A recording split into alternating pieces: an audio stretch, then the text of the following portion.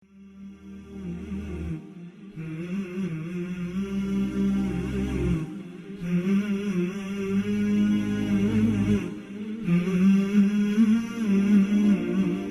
halimbawa, nung sinabi sa atin, ang laki ng mga anghel.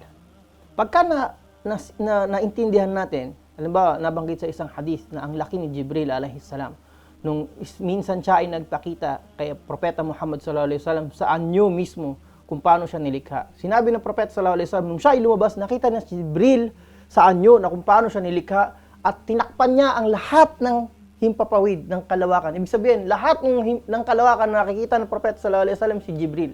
Ganon siya kalaki. Sa isang hadith, binanggit ni Propeta sallallahu alaihi wasallam na yung distansya sa pagitan ng dulo ng tenga at balikat ay lalakbayin ng 50,000 taon ng isang mangangabayo. So kung maisip natin, gaano kalaki yun? Gaano kalaki yung mga yun? Ngayon, kung maisip natin na kung gaano sila kalaki, paano si Allah subhanahu wa ta'ala? Gaano kalaki si Allah subhanahu wa ta'ala na ang ars niya ay binubuhat ng 8 mga anghel? Gaano siya kalaki? Allahu Akbar. At si Allah subhanahu wa ta'ala ay ang akbar. Siya ang pinakamalaki sa lahat. So ilan sa mga punto na dapat nating maintindihan patungkol sa paniniwala sa mga anghel ay sila inilikha ni Allah subhanahu wa ta'ala mula sa liwanag. Si Allah subhanahu wa ta'ala ay naglalang ng 3 nilikha. Ang mga jin, ang mga anghel, at ang pinakahuli ay ang mga tao. Ang mga tao ay nilikha mula sa putik, mula sa lupa. Ang mga jin ay nilikha mula sa apoy, samantala ang mga anghel ay nilikha mula sa liwanag. At sila ay nilikha ni Allah subhanahu wa ta'ala na walang kakayahan na mamili. Sabihin, wala silang free will. Hindi sila katulad ng tao at ng mga anghel. Pero sila ay mga, ibig sabihin, sila ay mga dalisay at puro ng mga nilikha ni Allah subhanahu wa ta'ala. Sinabi ni Allah subhanahu wa ta'ala sa Quran patungkol sa mga anghel, la ya'asuna Allah ma amarahum wa yaf'aluna ma yu'marun. At sila ay hindi nila sinusuway kung ano man ang ipinag-utos sa kanila at ginagawa lamang nila kung ano ang sa kanila ay inutos. So wala silang kakayahan na sumuway kay Allah subhanahu wa ta'ala. Ganun ang paniniwala natin sa mga anghel. Kaya ang mga punto na dapat natin maintindihan, una, paniniwala sa kanilang mga pag-iral. Pangalawa, ang paniniwala sa mga ilan na mga pangalan na naibigay o sinabi sa atin patungkol sa kanila, tulad halimbawa ni Jibril o ni Gabriel, ni Mikael o ni Israfil. So ilan ito sa mga pangalan ng mga anghel na nabanggit sa atin, at gayon din ang paniniwala na meron silang mga iniatang o mga inatas sa kanila ng mga gawain. Tulad halimbawa ng paghahatid ng ulan, ang maging mensahero sa mga sugo at propeta ni Allah subhanahu wa ta'ala, ang magsulat ng ating mga gawain na nasa kanan at kaliwa. Okay? So, iba't ibang mga gawain ng mga anghel. So, ito ang patungkol sa kabuuan. Ito ang mga pinaka-importanting punto na dapat natin maintindihan patungkol sa paniniwala sa mga anghel. Pangatlo, sa mga haligi ng pananampalataya, ang paniniwala sa mga kapahayagan at kasulatan. At tayo ay naniniwala na si Allah subhanahu wa ta'ala ay nagpahayag ng mga kasulatan. Sa mga tinatawag ng mga banal na revelasyon o kasulatan. At may mga piling propeta si Allah subhanahu wa ta'ala na pinagbigyan ng kanyang mga mensahe. At mga mensahe na ito o mga kasulatan na ito, pinaniwalaan natin mga Muslim bilang mga purong salita ng Diyos, bilang mga purong salita ni Allah subhanahu wa ta'ala. At merong 5 na nabanggit sa kanilang mga pangalan sa Quran. Una ay ang kasulatan na ibinigay kay Ibrahim alayhi salam, at ito ay ang tinatawag na suhuf o ang kalatas ni Ibrahim. Pangalawa ay ang Torah o ang Torah na ibinigay kay Musa alayhi salam. Pangatlo ay ang Salmo o ang Zabur na ibinigay kay Dawud alayhi salam. Pang-apat ay ang Injil o ang Ebanghelyo na alam nating lahat na ibinigay kay Jesus alayhi salam. At ang panghuli ay ang Quran na inihayag naman kay Propeta Muhammad sallallahu alaihi wasallam. Sa lahat ng 5 na to, tanging Quran na lamang ang nananatili sa orihinal na pagkakahayag nito, samantala ang mga naunang revelasyon ay dumaan sa pagbabago, pagdadagdag at pagbabawas sa kamay ng mga tao. Kaya nung inahayag kay Propeta Muhammad sallallahu alaihi wasallam ang Quran, sinabi niya, "Inna nahnu nazzalna dhikra wa inna lahu lahafizun." Tunay na kami ang naghayag, ang nagpanaog ng Quran, at kami mismo ang mga ngalaga dito. Kaya si Allah subhanahu wa ta'ala ay siya na mismo ang nangalaga sa Quran at ito ay sa pamamagitan ng puso at kaisipan ng mga Muslim na mga nanampalataya sa kanya. At malaki ang kaugnayan nito sa sumunod na haligi at iyon naman ay ang antu'mina birrusul o ang paniniwala sa mga sugo at mga sugo at propeta ni Allah Subhanahu wa Ta'ala.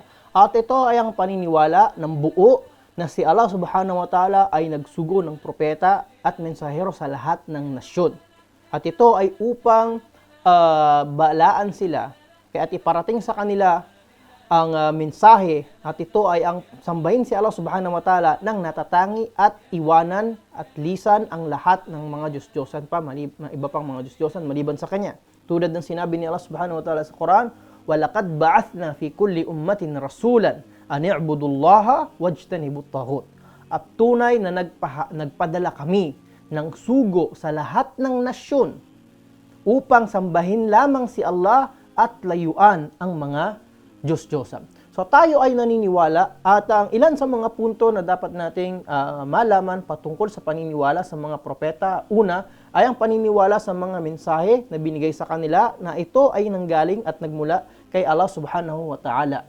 Okay, at ang mga mensahe nila, ang mensahe na ibinigay sa lahat ng mga propeta ay iisa lamang at tulad ng nasabi natin, ito ay ang pagsamba na nag-iisang Diyos na tagapaglikha. Pangalawa ay ang maniwala tayo sa lahat ng mga propeta at sugo ni Allah Subhanahu wa Ta'ala na ang ilan ay nabanggit sa kanilang mga pangalan sa Quran.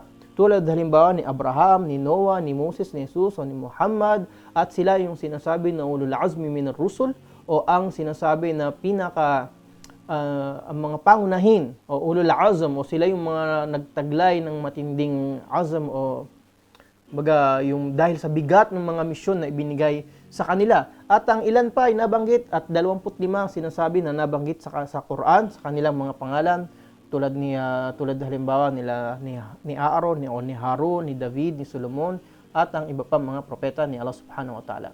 At isa pang punto ay ang maniwala tayo sa mga napatunayang tama mula sa mga kasabihan nila, sa mga napatunayang mga gawain nila. At maniwala tayo na si Allah Subhanahu wa Ta'ala ay ipinadala sila upang maging halimbawa at ehemplo sa atin bilang mga mananampalataya kay Allah Subhanahu wa Ta'ala. Kasama rin sa paniniwala sa mga sugo ay ang paniniwala sa ilan sa mga himala na ipinamalas nila. Mga napatunayan na himala na ipinamalas nila at naitala sa kasaysayan na ginawa ng mga propeta upang ipakita sa mga tao na sila ay mga propeta na isinugo mula kay Allah Subhanahu wa Ta'ala. Tulad halimbawa ng pagbiyak ni Moses sa Red Sea, ang mga himala na ginawa ni Jesus mula sa pagbuhay ng patay at ang mga himala ni Propeta Muhammad sallallahu alaihi wasallam. At ang pinakamalaking himala ni Propeta Muhammad sallallahu alaihi wasallam na tinuturing ay ang himala ng Quran.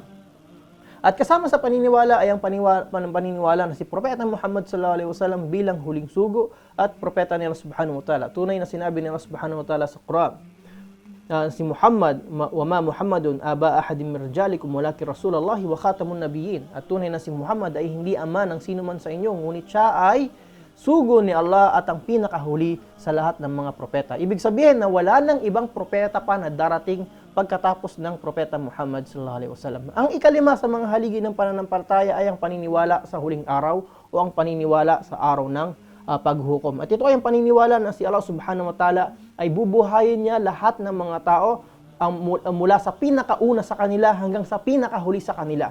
At sila ay titipunin sa isang kalupaan at doon sisimulan ang pagtutuos o ang pagbibilang ng kanilang mga gawain at doon magkakaroon ng ganap na katarungan para sa lahat. Sinasabi na kahit ang mga hayop at ang lahat ng mga bagay ay mabibigyan ng sapat na katarungan para sa kanilang lahat.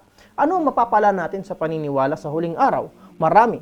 Dahil tunay na ang paniniwala sa araw ng paghukom, ito ang ito ang pagtitipon kung saan titipunin ni Allah Subhanahu wa Ta'ala ang kanilang mga nilikha at huhusgahan batay sa kanilang mga gawain. Kaugnay din ng paniniwala sa huling araw ay ang paniniwala sa paraiso at impyerno. At ito ang kailangan na ilagay natin sa isip natin. Kasi ito yung bagay na dapat natin paghandaan na magaganap. At ito yung araw ng paghukom. At yun ay para sa huling hantungan. At yun ay ang impyerno o ang paraiso. So ang paniniwala sa araw ng paghukom ay magbibigay sa tao ng justification kung bakit niya kinakailangan pagbutihin ang kanyang buhay dito sa mundo. At yun ang pinakadahilan kung bakit tayo nandito sa mundo, para subukin. At ang ito yung magiging pagsusulit natin eh. Kaya at ang araw kung kailan tayo kung kailan tutuusin yung lahat ng tao sa kanilang mga ginawa, yun ay sa araw ng paghukom. At ang paniniwala sa araw na to ay magbibigay ng pag-asa sa lahat, na darating ang araw na makakamit natin ang tunay na katarungan. Kaya nga, sa mundo na to, sa buhay natin, may mga taong nakakalagpas, may mga taong nakakatakas sa katarungan. Pero, sa araw ng paghukom, kung sino man ang nakatakas at hindi nabigyan ng katarungan o hindi nabigyan ng katarungan, nung siya ay nabubuhay pa, matatagpuan niya lahat yun. Kailan? Sa araw ng paghukom. At ang panghuli o ang pang-anim, sa haligi ng pananampalataya ay ang paniniwala sa tinatawag natin na qadar, mabuti man ito o masama. O kung sa Tagalog ay tawagin natin na tadhana.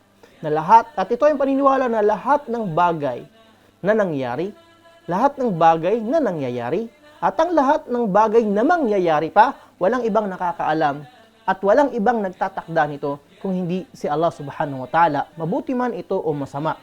Okay? Ngayon, bakit sinabi natin mabuti man ito o masama? Mabuti man ito o masama sa mata ng tao. Kasi lahat ng ito para kay Allah subhanahu wa ta'ala ay mabuti. Dahil wala tayong masamang bagay na pwedeng iugnay kay Allah subhanahu wa ta'ala dahil lahat na nagmumula sa Kanya ay tanging kabutihan. So maaaring makakita tayo ng mga bagay na hindi maganda sa ating pananaw, pero yun ay para sa atin.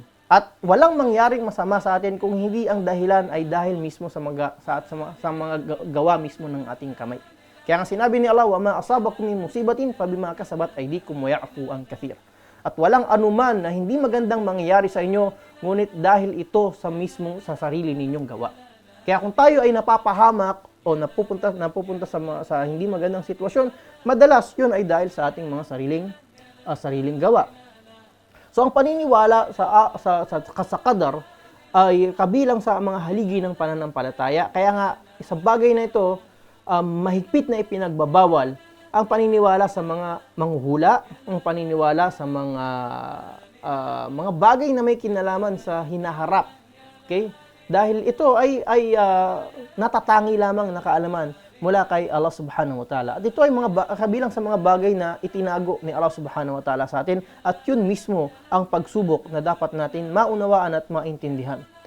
At ito ang 6 na haligi ng pananampalataya. Uulitin po natin. Una, ang paniniwala kay Allah. Pangalawa, ang paniniwala sa kanyang mga anghel. Pangatlo, ang paniniwala sa kanyang mga revelasyon, sa kanyang mga aklat. Pang-apat, paniniwala sa kanyang mga sugo at propeta. Panglima, ang paniniwala sa araw ng paghukom. At ang pang-anim ay ang paniniwala sa qadar.